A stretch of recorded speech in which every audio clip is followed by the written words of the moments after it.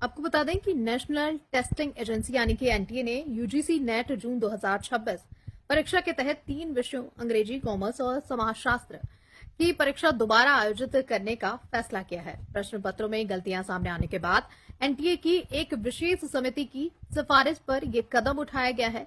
री एग्जाम के लिए अभ्यर्थियों से कोई अतिरिक्त शुल्क नहीं लिया जाएगा। एनटीए ने 22 से 30 जून 2026 के बीच 87 विषयों के लिए परीक्षा आयोजित की थी।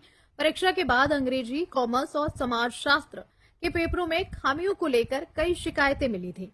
इसके बाद मामले की जांच के लिए एक विशेषज्ञ समिति बनाई गई थी। जांच में सामने आया कि इन 3 विषयों के प्रश्न पत्रों में तथ्य, टाइपिंग, ट्रांसलेशन और व्याकरण से जुड़ी कई गंभीर गलतियां थीं।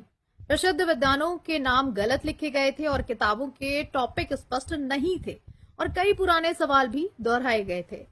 तो ये पहले एनटीए ने नहीं देखा। इसकी खामियां अब किसको भुगतना पड़ेगा? स्टूडेंट्स का, क्योंकि जिनका निकल गया है यूजीसी नेट, इन जिस विषयों से उनका पेपर क्वालिफाई हो गया है। ये सबसे बड़ी लापरवाही एनटीए की हमेशा से सामने आई है।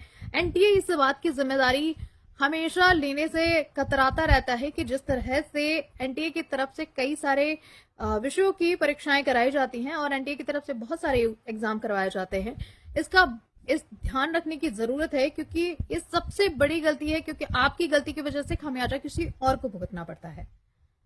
आपका इसको लेकर क्या रुख है? अगर आप एनडीए में और यूजीसी नेट में इस परीक्षा में शामिल हुए थे तो आप हमें कमेंट सेक्शन में जरूर बताएं।